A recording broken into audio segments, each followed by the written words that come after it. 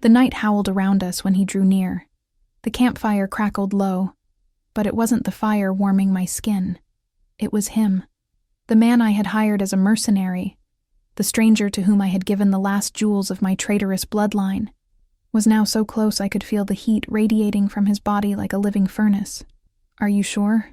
His voice was deep, a baritone that vibrated in my bones, awakening something primal deep in my gut. "After this, there is no turning back, Helena." I should have run. I should have screamed. My rational mind shrieked that this was madness, that I was about to surrender my soul to a stranger.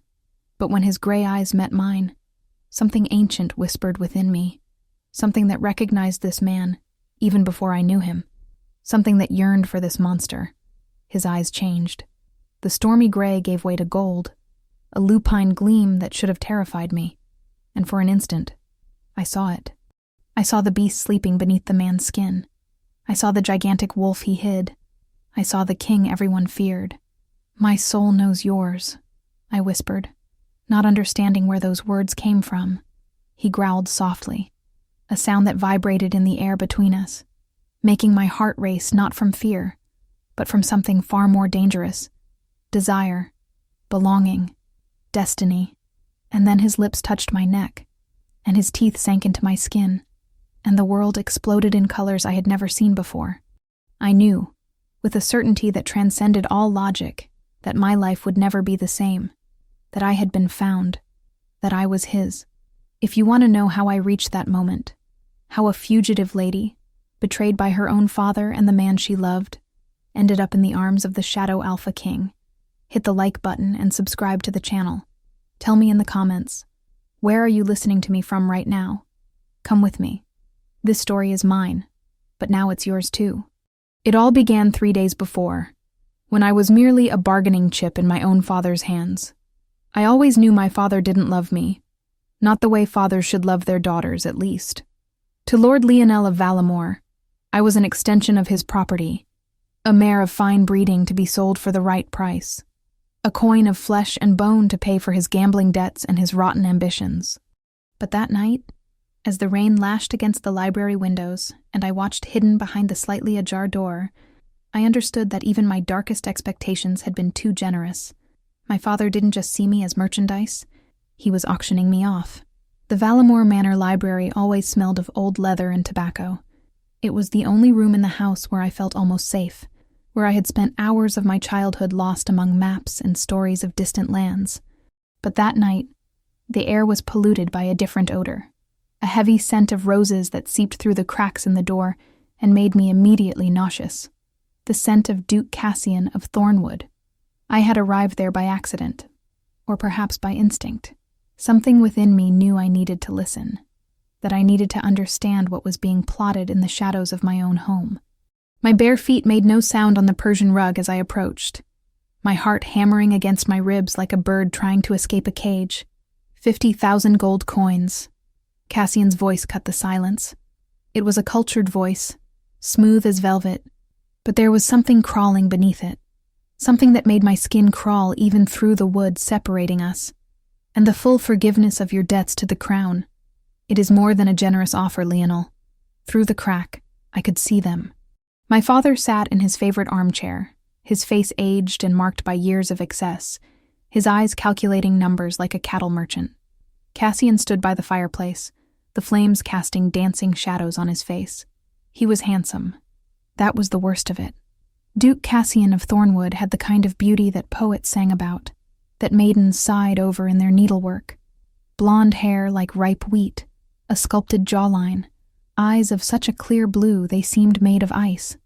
But I had learned to mistrust beauty. There was something wrong with those eyes, something empty and hungry that made me think of wolves wearing sheep's clothing. No, that was unfair to wolves. "Is the girl a virgin?" Cassian asked, in the same casual tone he would use to ask about the age of a horse. My fingernails dug into my palms so hard I felt the skin break. Virgin. As if my body were a wax seal to be verified before purchase. "Pure as snow," my father replied, and I could hear the smile in his voice. "Helena was raised with all propriety. She will be an exemplary wife. Wife, Cassian savored the word as if it were wine. That's not exactly the term I would use, Lionel. Your daughter will be mine. That is all that matters. My mind worked feverishly as I processed every word. 50,000 gold coins. Forgiveness of debts. My father was sunk in a much deeper hole than I imagined, and I was the price of his salvation. I observed the library with new eyes. The window behind the mahogany desk looked out onto the side garden. A 10-foot drop to the hydrangea bushes. Painful, but not fatal. The back door leading to the kitchens was 20 paces away. The servants slept upstairs after midnight. The stables were 100 yards from the main house. Escape routes. My mind always catalogued escape routes. When do you plan to hold the ceremony? My father asked, already counting the coins in his imagination. In 3 days. Cassian walked over to the table where a bottle of cognac rested and poured himself a drink without asking permission. My men are already preparing Thornwood to receive your bride. 3 days. The air escaped my lungs as if someone had punched me.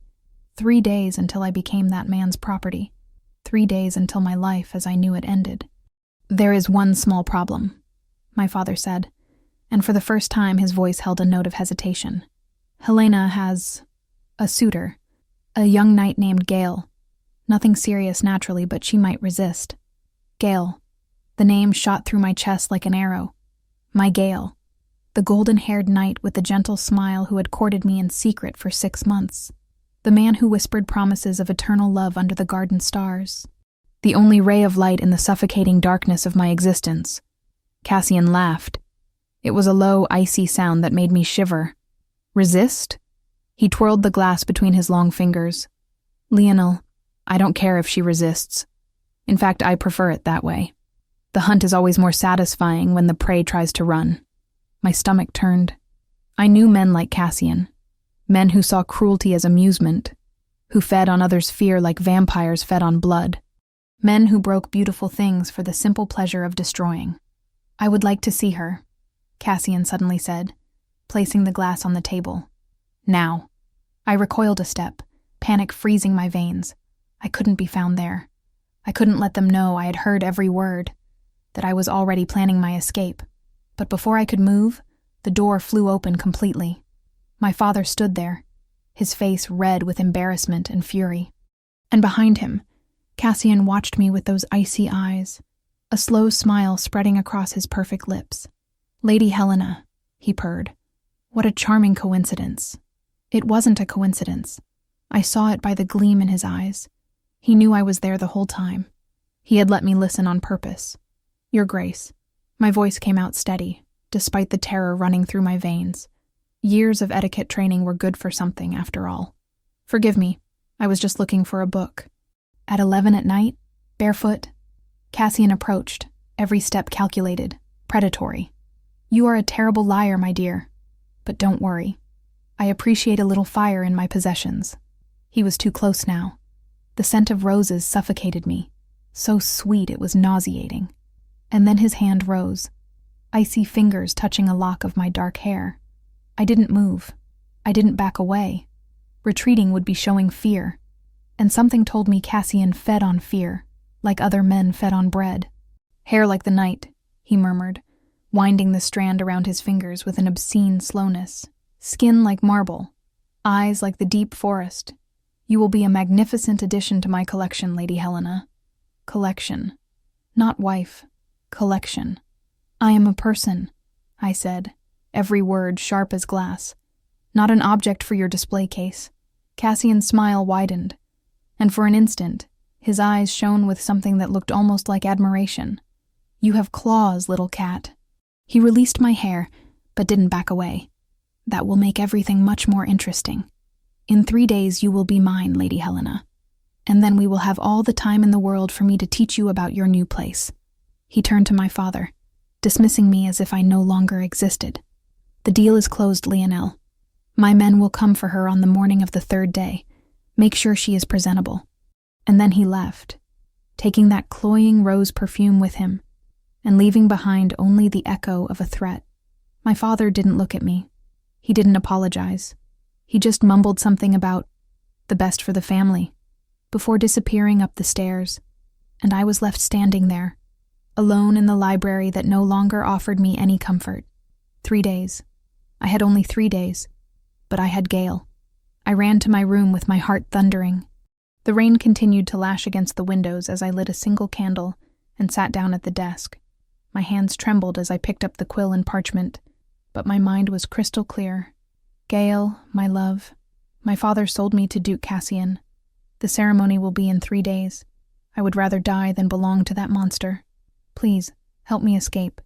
Meet me at the Red Deer Inn at dusk on the 2nd day. Bring horses and provisions. I will bring my mother's jewels to sustain us until we cross the border. You are my only hope. Your Helena. I read the words once, twice, 3 times. Every letter carried the weight of my entire life. I was betting everything on Gale. My freedom, my future, my soul. I folded the parchment carefully and sealed it with wax, without using the family crest. Tomorrow, I would give it to old Martha, the washerwoman who was the only servant I trusted. She would get the note into Gale's hands without raising suspicion. For the first time that night, I allowed myself to feel something beyond fear. Hope. Gale loved me. Gale had promised to protect me.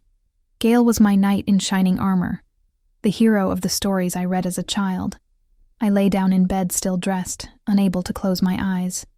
The rain beat against the window like impatient fingers, and somewhere in the forest beyond the manor walls, a creature howled at the moon hidden by the clouds. I didn't know then that it wasn't monsters I should fear. It was men with the faces of angels and the hearts of snakes. It was those I trusted the most. The 2nd day dawned gray, as if the sky itself knew something terrible was coming. I spent the morning hours playing the role of the obedient daughter. I ate breakfast in silence, while my father talked about the wedding preparations, as if he were discussing the weather. I let the maids measure my body for the wedding dress I would never wear. I smiled with my lips when Cassian sent a ruby necklace as a gift, though my hands trembled with disgust at touching the stones, red as coagulated blood. Inside, I counted every second. Martha had delivered my note to Gale that morning. I saw her return through the back garden, and our eyes met for a brief instant, an almost imperceptible nod. The message had gotten through. Now, I just had to wait. The day dragged like molasses dripping from a spoon. Each hour seemed to last an eternity. I embroidered by the window, my fingers working automatically while my mind went over every detail of the plan. The secret passage behind the tapestry in the east corridor, the tunnel that led beyond the walls, the forest, the road, the Red Deer Inn, Gale. My heart warmed every time I thought of him, his brown eyes full of tenderness, his gentle hands that never touched me without permission, his promises whispered under the moonlight. I would die for you, Helena. You are my soul, my heart, my reason for living. When we are free, I will build a house for us in the mountains. Just the 2 of us, far from all this. I believed him. With every fiber of my being, I believed him. When the sun began to set, painting the sky orange and purple, I was ready. I dressed in simple clothes, the darkest ones I owned. Tight braids held my black hair, and hidden beneath my cloak, a velvet pouch contained my mother's jewels. Pearls, emeralds, a diamond brooch worth more than most men would earn in a lifetime. My inheritance, my freedom, my future with Gale. The secret passage was an ancient Valamore family secret. My mother had shown me when I was only 8, making me swear never to tell anyone. It was our secret, she said, our escape route, in case we ever needed it. She died before she could use it, but I wouldn't die, not without a fight. The east corridor was deserted when I slipped out of my room. My bare feet made no sound on the carpets.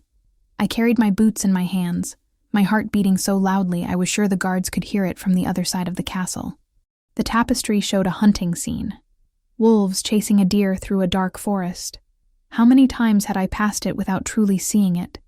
Now, its woven eyes seemed to watch me as I pulled back the heavy fabric and revealed the stone door behind it.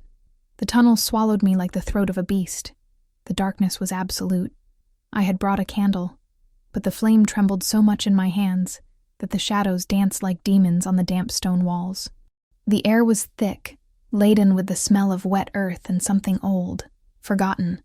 Cobwebs brushed my face like ghostly fingers, and I had to bite my lip to keep from screaming. Every step echoed in the silence. The tunnel went down, down, down. I could feel the weight of the earth above me, tons of soil and stone that could crush me at any moment.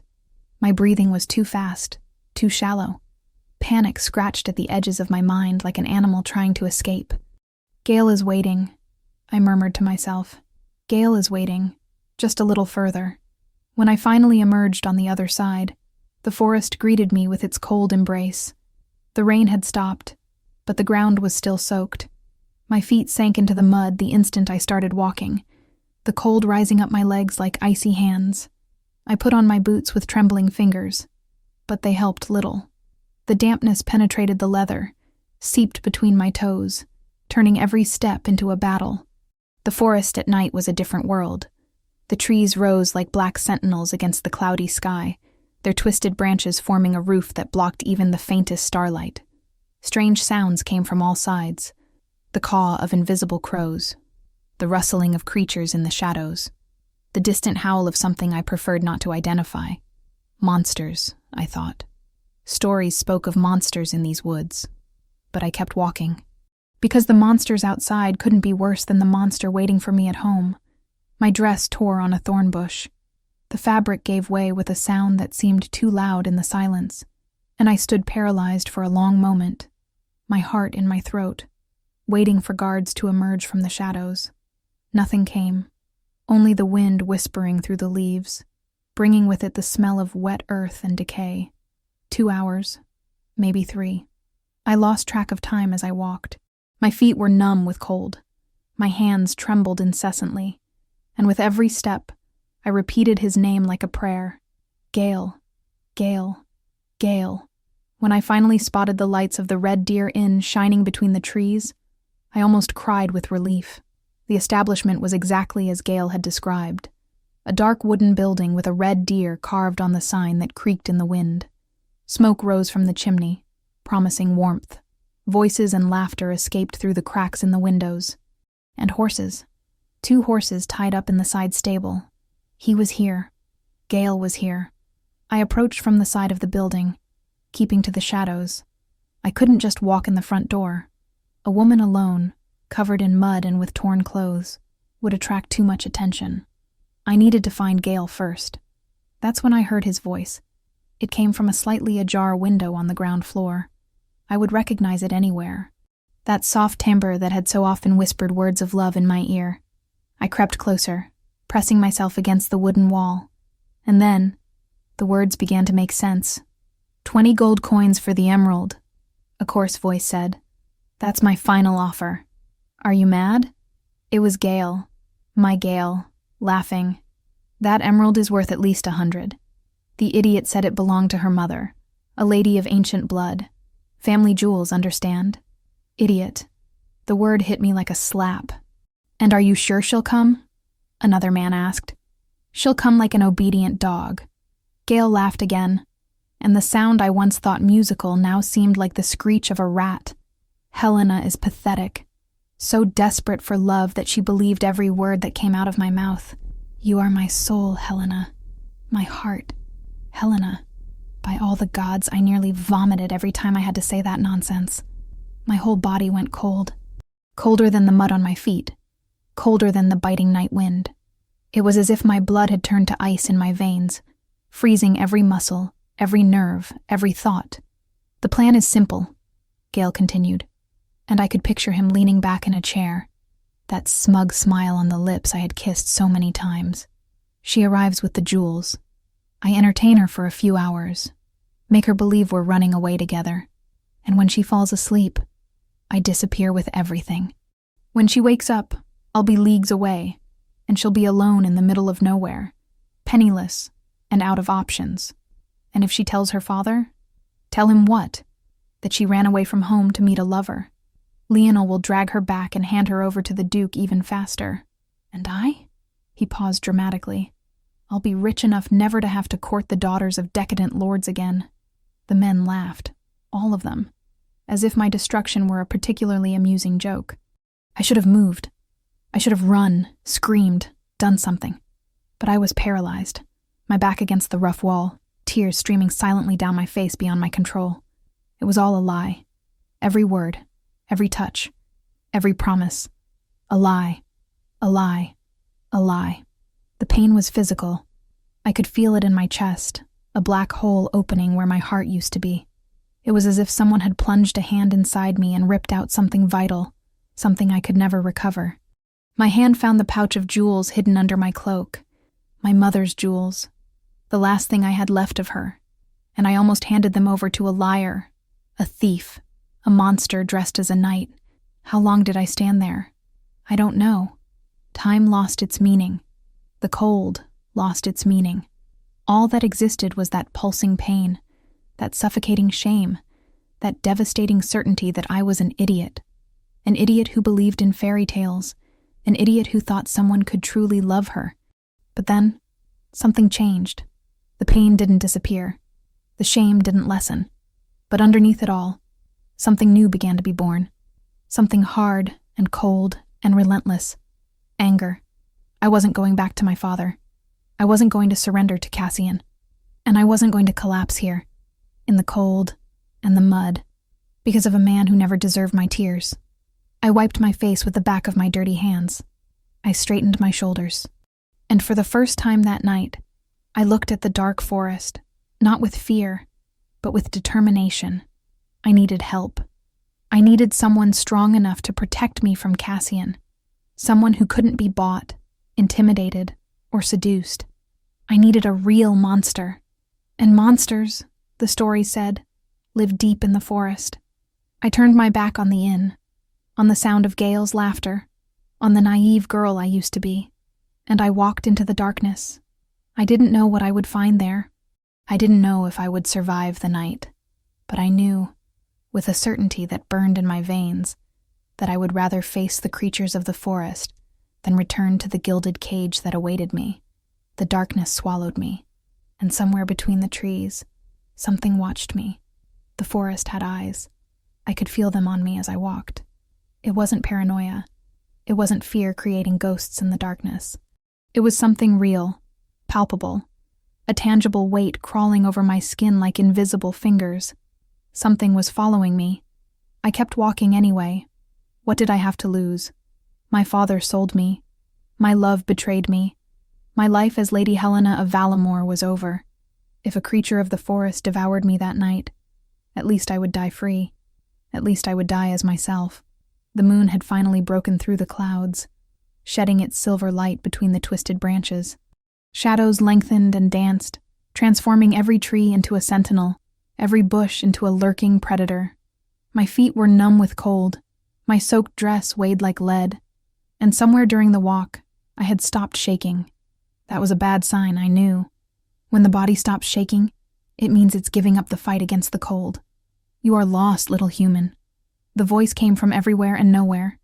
Grave, deep, a baritone that vibrated in my bones and made something deep in my gut contract. It wasn't a question. It was a statement. I stopped walking. My eyes searched the shadows, my heart suddenly awake, beating against my ribs with renewed force. Who is there? Silence. Only the wind whispering through the leaves and the distant sound of a crow. And then he appeared. He didn't step out of the shadows. The shadows simply parted around him, as if he were made of the darkness itself. A man. Tall. Taller than any man I had ever seen. Broad shoulders under a black leather coat. Dark hair, almost black, cut short in a military style. A discreet scar cutting across his left eyebrow. And eyes. Gray eyes like a storm. Like cold steel. Like the sky before a tempest. Eyes that pinned me in place with an intensity that stole the air from my lungs. He was lethal. I knew it instantly. The same way prey knows when facing a predator.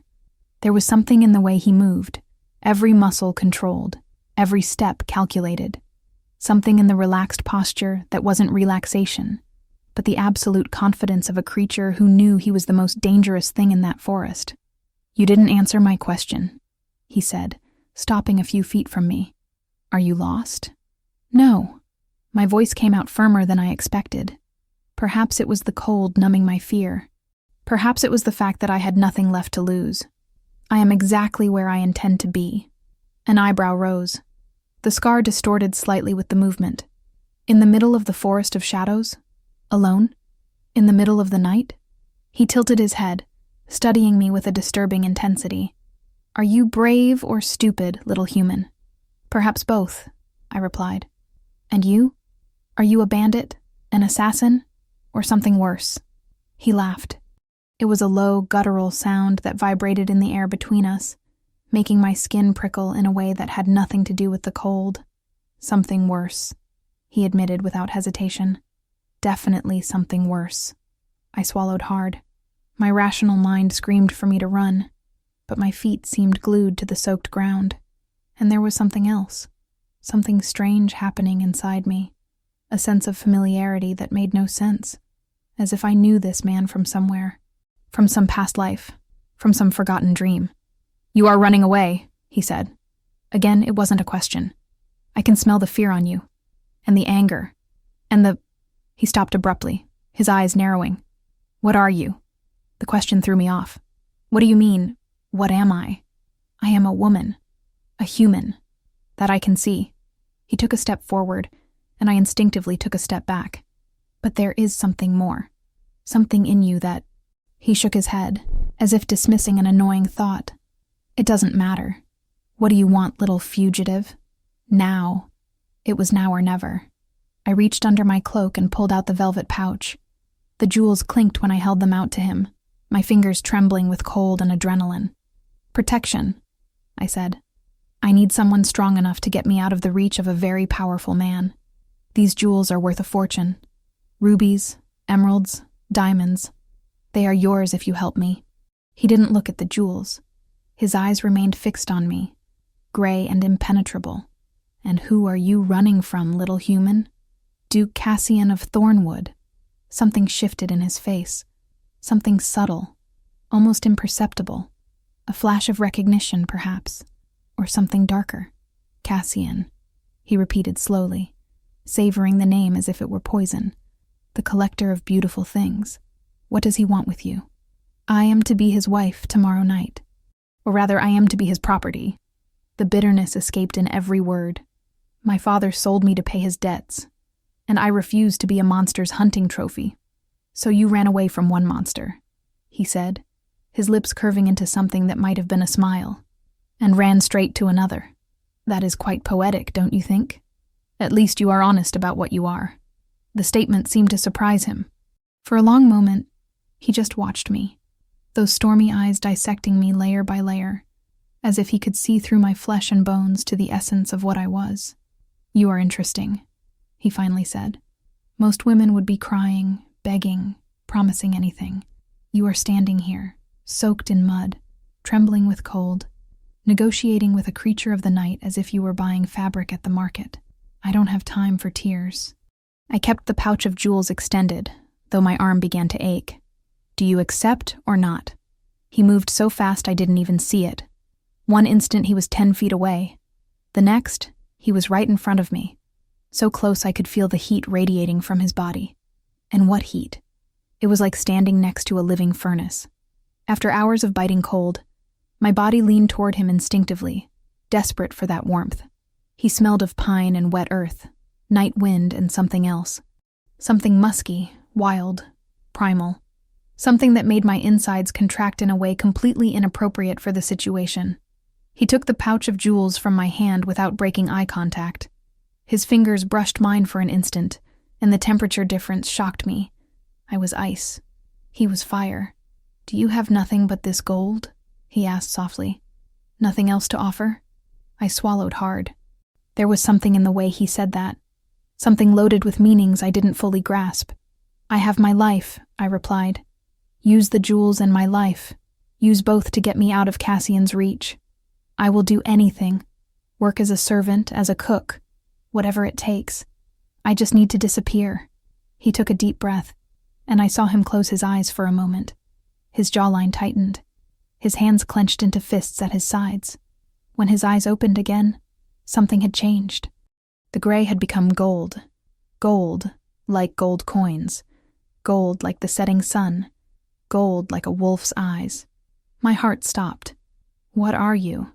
I whispered, echoing his own question from earlier. "Something worse," he repeated. And this time his voice was a low growl that vibrated in every cell of my body. "Something much worse than any monster you've ever heard of, little human." I should have run.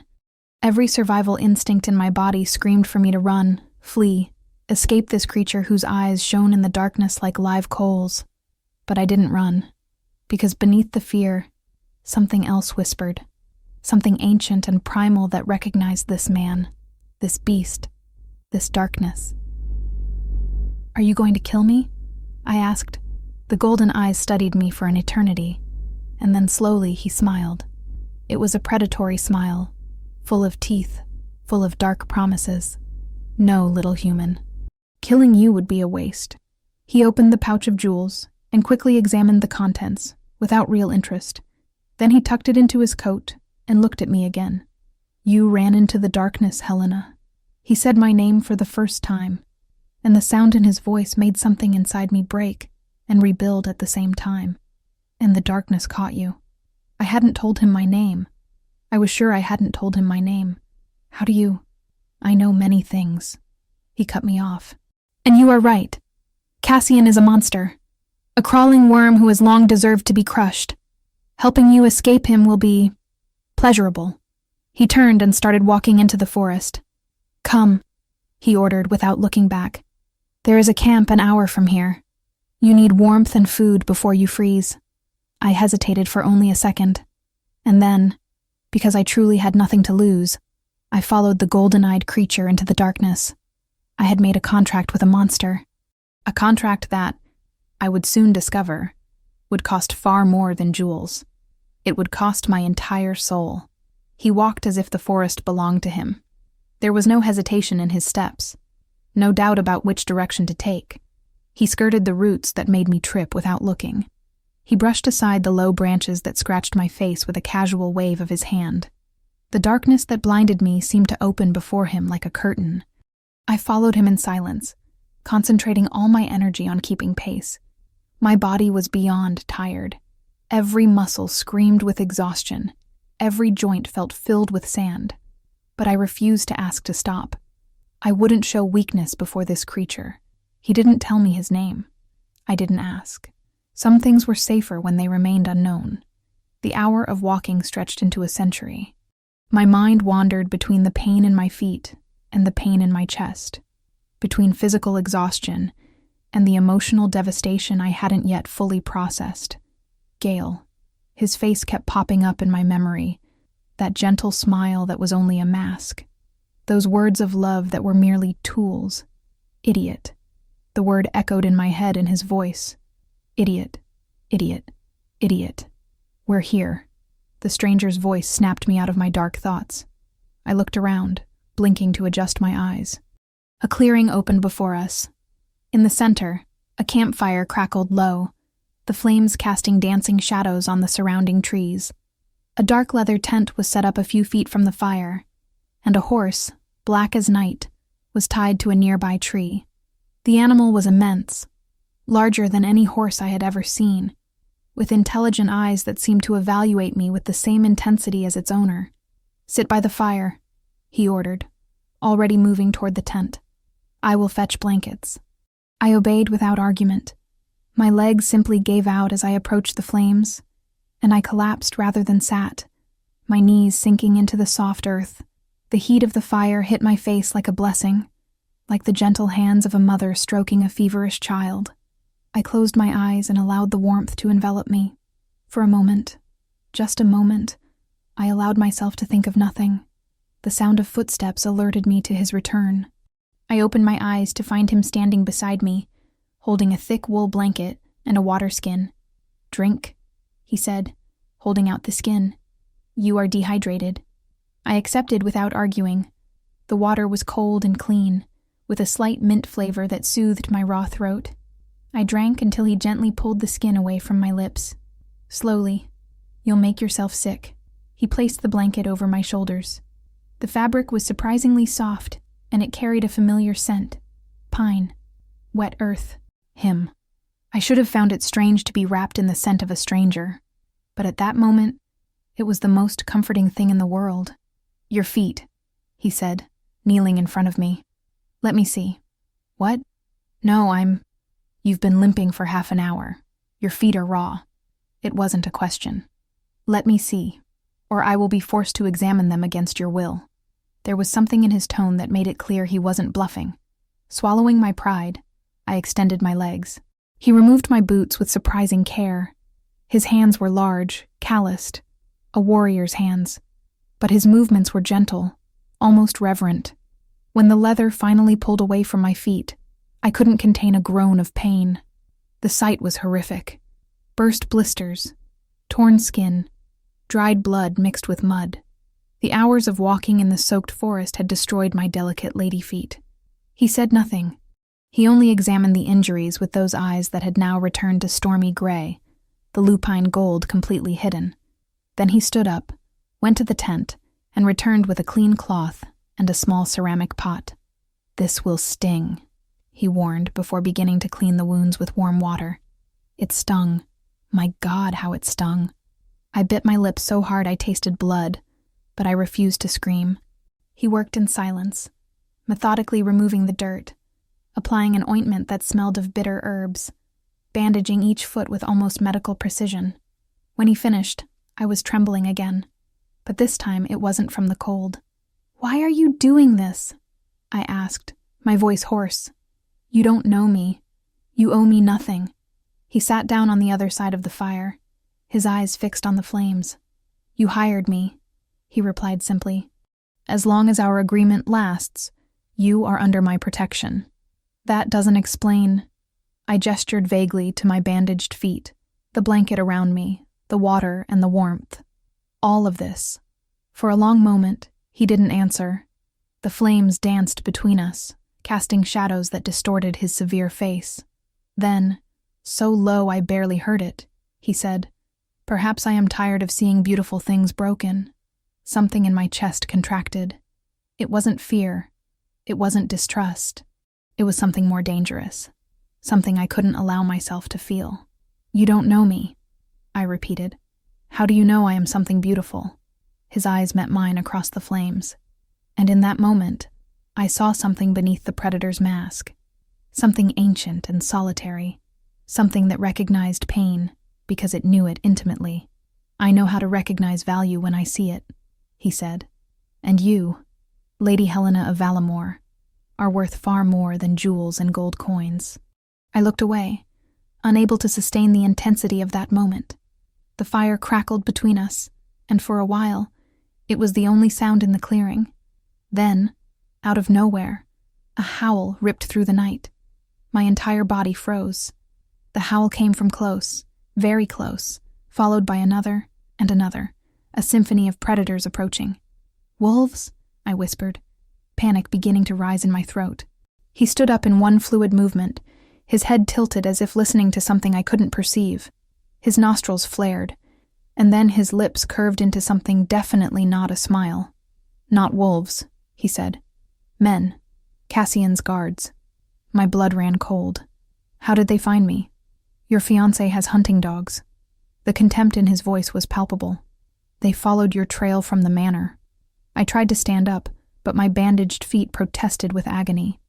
Before I could fall, he was at my side, a firm hand on my elbow. "Stay here," he ordered. "Stay near the fire. Don't make a sound." "What are you going to—" He had already disappeared into the shadows. The seconds stretched into hours.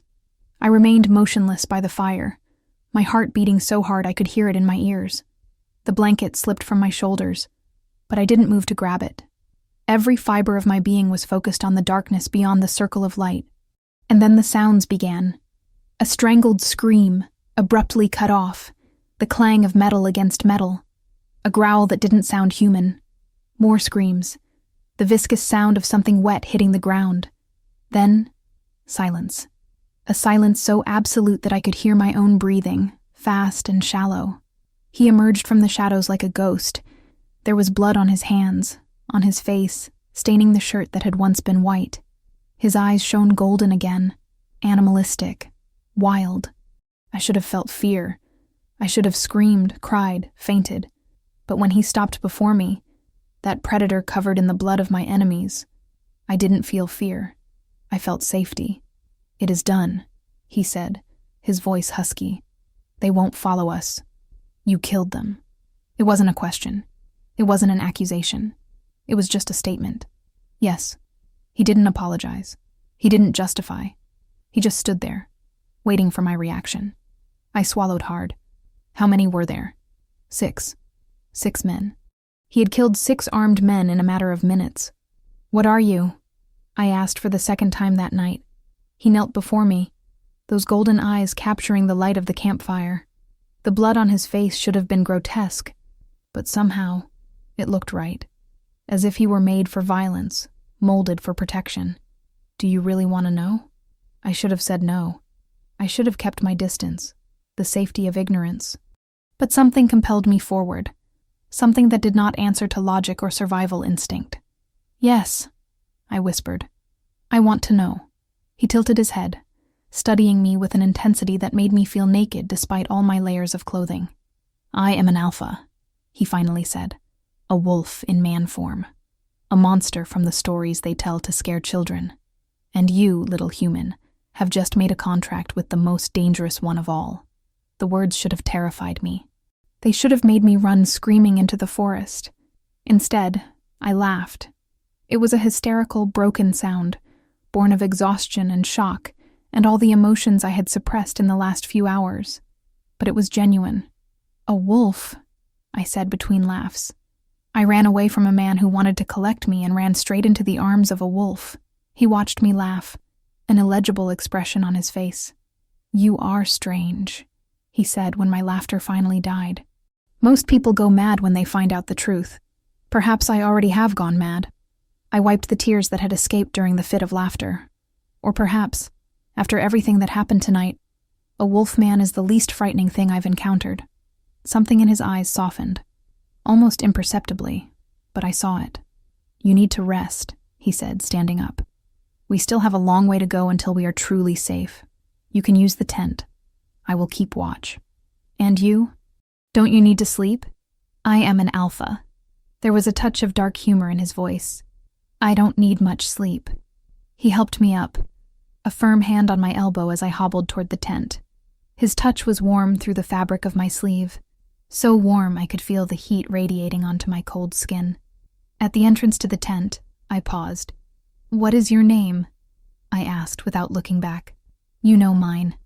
It is only fair that I know yours." A pause. Then, so low, it was almost a whisper. "Dante. Dante." The name settled in my mind like a puzzle piece finding its place.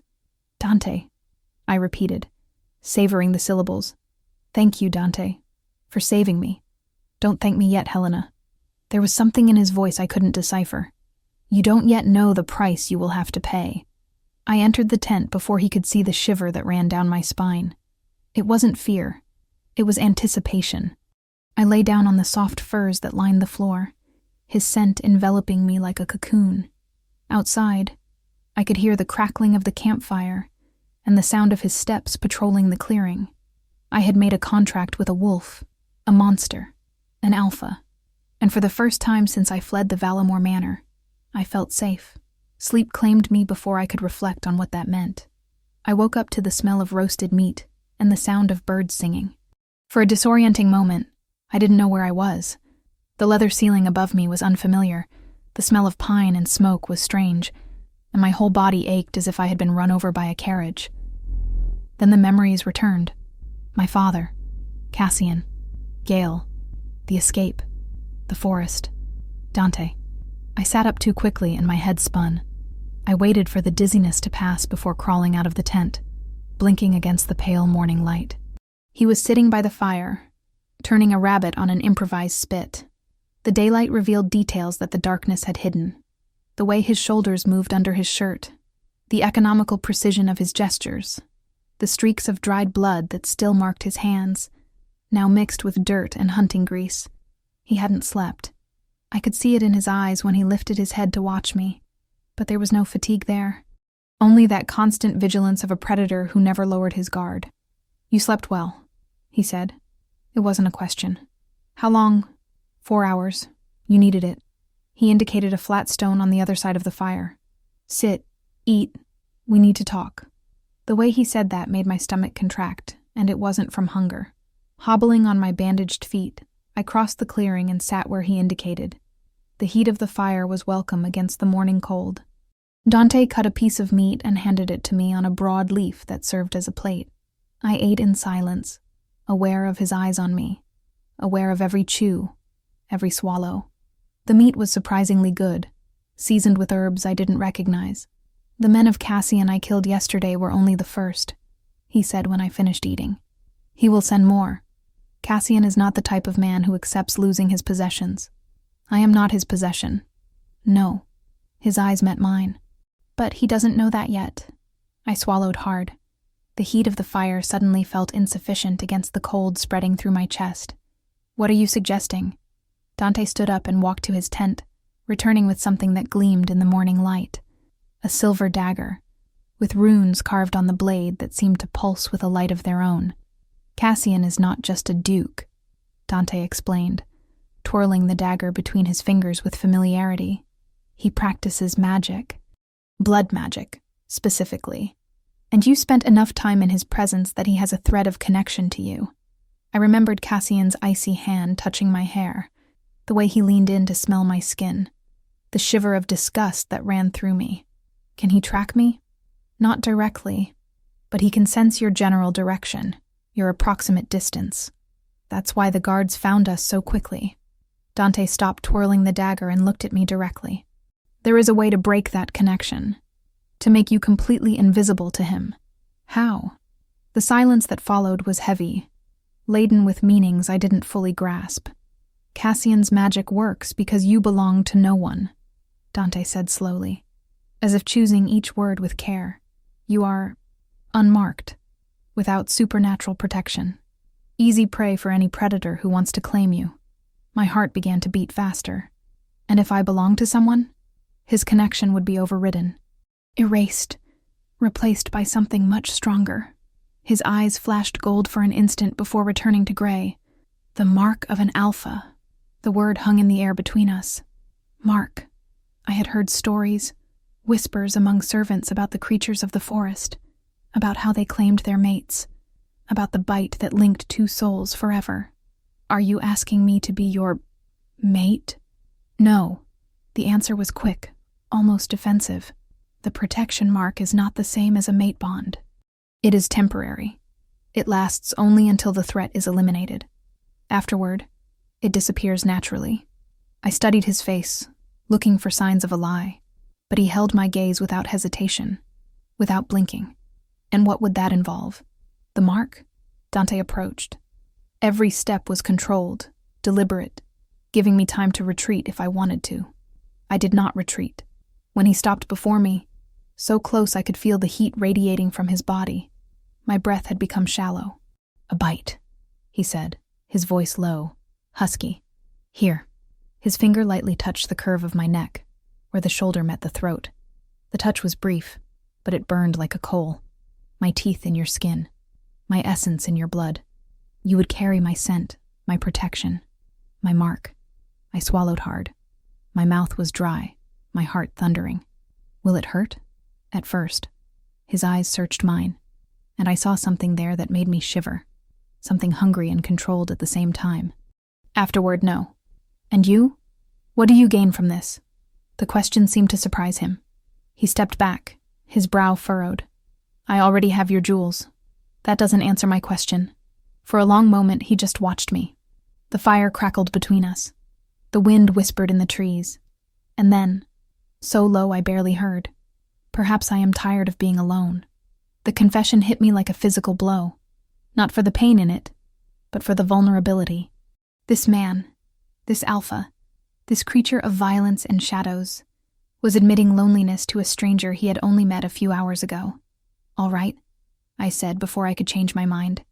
"Do it. Mark me." Dante's eyes widened almost imperceptibly. "Are you sure? After this, there is no turning back, Helena." You will carry my mark until Cassian is neutralized. You will feel things. You will perceive things. Part of me will live inside you. I am sure. It wasn't a lie. I didn't fully understand what I was agreeing to, but I knew, with a certainty that transcended logic, that this was right. That this man, this monster, would not harm me. That his protection was genuine. Dante took a deep breath. When he exhaled, his eyes had turned completely golden, shining with an inner light that was both terrifying and mesmerizing. "Come here," he ordered. His voice transformed into something deeper, wilder. My legs moved before my mind could process. 1 step, 2, 3, until I was before him. So close I could feel his breath on my skin. His hands found my shoulders, gentle despite the strength I knew they contained. He turned me slowly, until my back was against his chest, his mouth level with my neck. His heat was overwhelming. It was like being enveloped in live flames, in fire that didn't burn. His breath brushed my nape, and I shivered. "Relax," he murmured against my skin.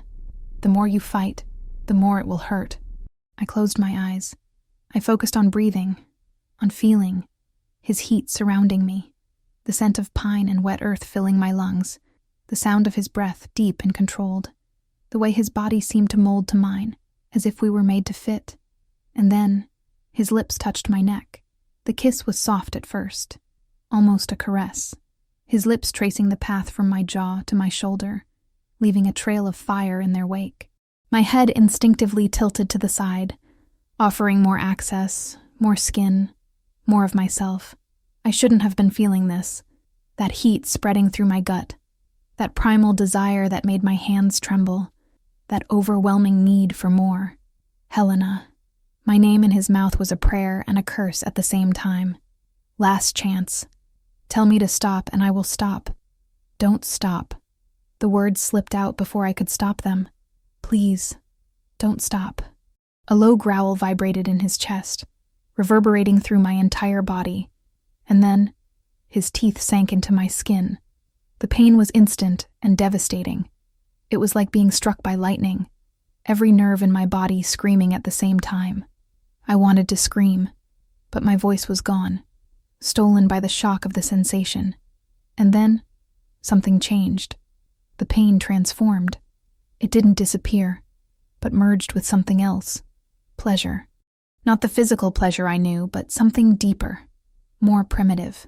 A connection being forged. A bridge being built between two souls. I saw it. Not with my eyes, but with something else. I saw the forest through Dante's eyes. I saw the moon rising over distant mountains. I saw a gigantic wolf, black as the darkest night, running free through endless fields. And the wolf saw me. Its golden eyes met mine through the vision, and I knew, with a certainty that transcended all logic, that this creature recognized me, that it had waited for me, that it was mine just as much as I was its. My soul knows yours. The phrase appeared out of nowhere, but it seemed to have been there all along, waiting to be uttered. And when I thought it, the wolf threw its head back and howled. And then, it was over. Dante pulled away, his breath ragged in my ear. I was trembling, my legs unable to support me. He held me before I could fall, turning me in his arms until I could see his face. His eyes were still golden. His lips were stained with my blood. And on his face, there was an expression I couldn't decipher. Reverence, confusion, desire, fear. What was that? I whispered, my voice failing.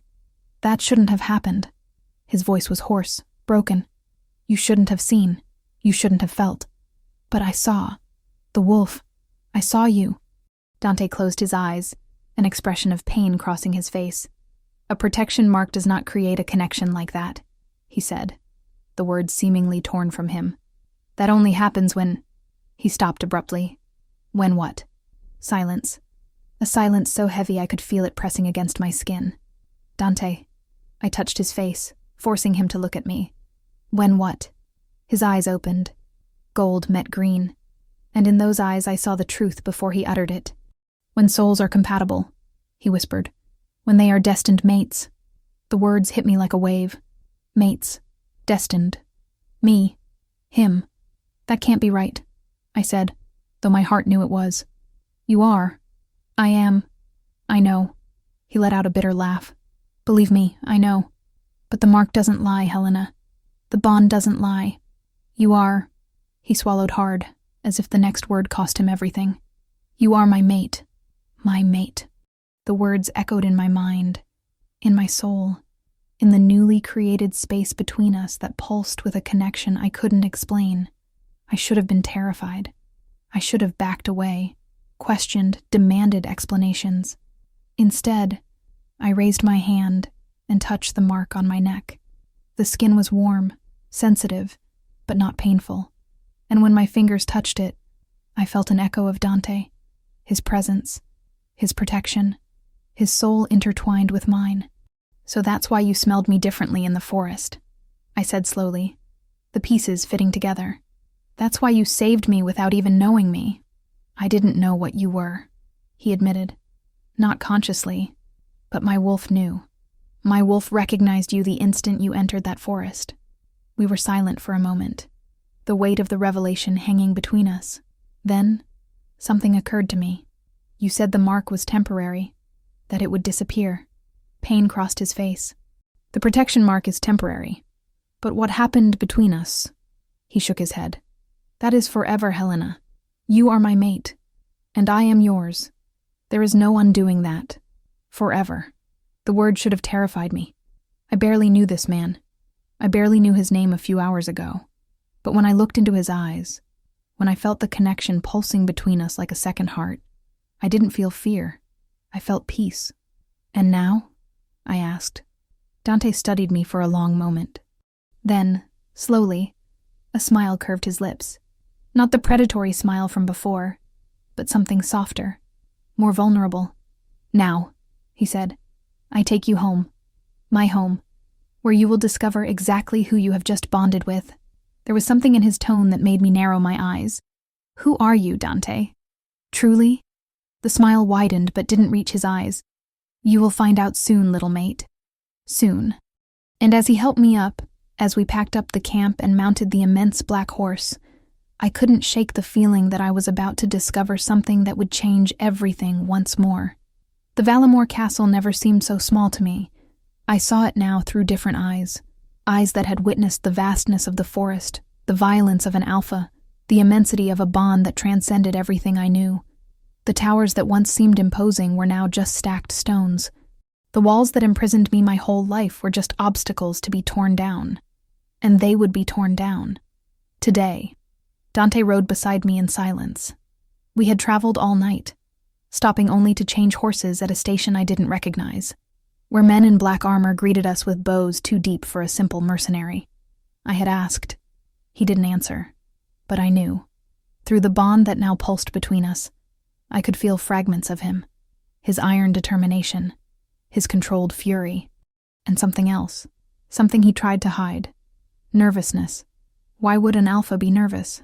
There is something you need to know, Dante said, when the castle towers appeared on the horizon. Before we enter, you are the king. The words came out before I could stop them. It wasn't a question. It was a certainty that had crystallized during the ride, formed by 1,000 small details that I had finally put together. Dante stopped the horse. His eyes met mine, and for the first time since I met him, I saw genuine surprise on his face. How do you know? The men at the station. The way they bowed. The horse you ride. Which is worth more than my father's entire manor. I tilted my head, studying him. And the way you talk about Cassian. Not like someone who fears him, but like someone who is waiting for an excuse to destroy him.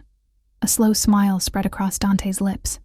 It was the wolf's smile, full of teeth and promises of violence. You are more observant than I imagined, little mate. You could have told me. Would you have believed it? He raised an eyebrow. A desperate fugitive meets the king of shadows in the middle of the forest, and he offers to save her. You would have run in the opposite direction. He was right. I knew he was right. And now? I asked. What happens now? Dante looked at the castle in the distance. Smoke rose from the chimneys. Carriages clustered at the gates. The wedding ceremony was about to begin. Now, he said, his voice loaded with dark promise. "I claim what is mine." We rode toward the gates like thunder announcing a storm. Valamor's guards saw us first.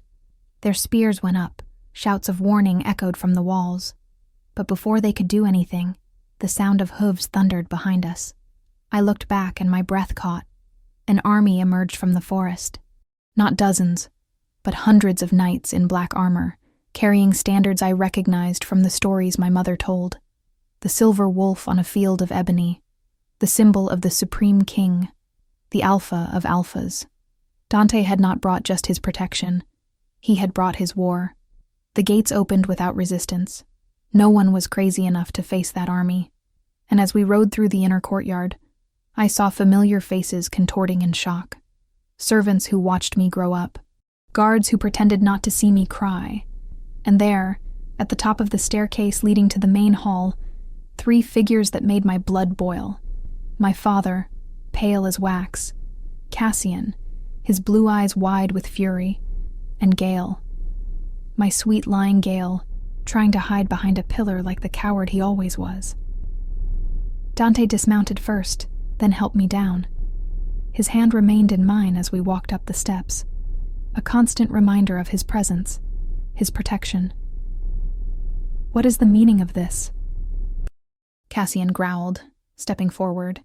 He was still handsome, still had that icy beauty that once terrified me. But now, before Dante, he looked diminished. "Who do you think you are to invade a wedding ceremony?" Dante smiled. It was the wolf's smile, full of teeth and promises of violence. "I am Dante Blackwood," he said, his voice echoing across the courtyard. "Supreme King of the Northern Territories, Alpha of Alphas. And you, Duke Cassian of Thornwood, are in possession of something that belongs to me." Color drained from Cassian's face. "This is impossible. The king does not leave his lands. The king does not. The king does as he pleases." Dante took another step, and Cassian involuntarily recoiled. "And the king is here to claim his mate." Silence. A silence so absolute I could hear the wind whispering between the towers. Then my father spoke up, his voice trembling with a mixture of fear and greed. "Your Majesty, surely we can reach an agreement. Helena is just a woman after all. If you desire her, we can negotiate a fair price." Dante turned to him so quickly that my father stumbled backward. "You sold your daughter like cattle," Dante said, every word laden with icy contempt. "You treated her as currency. You do not deserve even to pronounce her name. I am her father. I have rights." "You have nothing." Dante made a casual gesture, and 2 of his guards advanced, grabbing my father by the arms. "Your titles are confiscated. Your lands belong to the crown, and you will spend the rest of your days in a cell, contemplating the price of your greed." My father screamed, pleaded, struggled as he was dragged away. I watched without feeling anything. That man had ceased to be my father the moment he decided to sell me. Cassian tried to run. It was pathetic, truly. He took 3 steps before Dante reached him, a hand closing around his throat with enough force to lift his feet off the ground. "You wanted her as a trophy," Dante growled, his eyes glowing golden. "You wanted to break her for your collection. You wanted to hunt her like an animal." Cassian tried to speak, but only strangled sounds escaped. "I should rip out your throat right here." Dante's voice was almost an animal snarl. "I should leave your body for the crows." "No." My own voice surprised me. Dante turned to me, his eyes still golden, still wild. "Helena." I took a step forward, holding the gaze of the man who almost became my owner. "Killing him would be too merciful," I said, every word clear and cold. "Let him live. Let him rot in a cell, knowing that the woman he wanted to destroy is now queen. Let him spend every day of his miserable existence remembering that he lost." Dante studied me for a long moment. Then, slowly, a smile of approval curved his lips. "As you wish, my queen." He released Cassian, who collapsed to the ground coughing and gagging. Guards dragged him away, and I did not deign to look. Only Gale remained.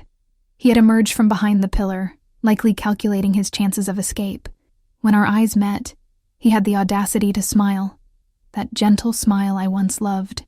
"Helena," he said, taking a hesitant step toward me. "Thank the gods you are well. I was so worried. When you didn't show up at the inn, I thought—" "I did show up." The words made him stop. "What?" "I showed up at the inn, Gale." My voice was ice. I heard every word. "Idiot. Wasn't that what you called me? Pathetic?" The smile vanished from his face. "Helena, I can explain." "No." I cut him off before any more lies could escape his lips. "You cannot. And I don't want to hear it." I turned my back on him. The man I loved, whom I nearly died trying to reach, no longer deserved even my anger, only my indifference. "Dante," I said, looking at the alpha who was now my mate, my king, my destiny. "I am ready to go home." He studied me for a moment, something softening in his stormy eyes. Then he removed his cloak from his shoulders, a magnificent thing of black velvet lined with silver wolf fur, and placed it over mine. The weight of the fabric was comforting. His heat still permeated the fibers. "The contract was for life, after all," Dante murmured, low enough for only me to hear. I laughed. It was a small, almost surprised sound, but genuine. "I haven't even paid enough yet," I replied. "The jewels weren't worth that much." "It wasn't the jewels I wanted." His eyes captured mine, gold meeting green. "It was you, Helena. It was always you." He offered his hand. I accepted it. And as we walked together toward the horses, toward the army that awaited us, toward a future I could never have imagined, I allowed myself one last look back. Valamore Castle stood against the gray sky, small and insignificant. The people who once controlled my life were being dragged to prisons or remained paralyzed in shock. I had fled that place like cornered prey. I returned as a queen. You ran into the darkness, Helena, and the darkness caught you. Dante had said those words as a warning. Now I understood them as a promise. The darkness caught me, yes. It embraced me. It protected me. It loved me. And I would never be let go. As we rode toward the horizon, the mark on my neck pulsed softly, a constant reminder of the bond that united us. I could feel Dante through it, his satisfaction, his possessiveness, his love, still new and cautious, but growing with every moment. I had lost my innocence to Gale's betrayal. I had lost my family to my father's greed. I had lost my fear in the shadows of the forest. But in return, I gained a kingdom, a mate, an eternal love. The contract was for life, after all, and I wouldn't have it any other way. Thank you for being here and for joining me for another story. I truly hope you enjoyed it. If you want, leave your comment. I love reading what you feel and think after each episode.